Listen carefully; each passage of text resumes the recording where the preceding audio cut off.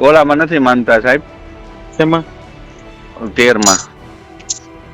તો કેટલા? બરાબર, 15 જ કહે છે, વધી નહીં. 14 સુધીમાં ખેંચાઈ જાય તો બરાબર. અને અત્યારે મને કીધું 2 દીમાં, 2 થી 4 દીમાં બરાબર. અત્યારે વાત થઈ, ફોન કર, મેં રિસીવ કર્યો નહીં બરાબર.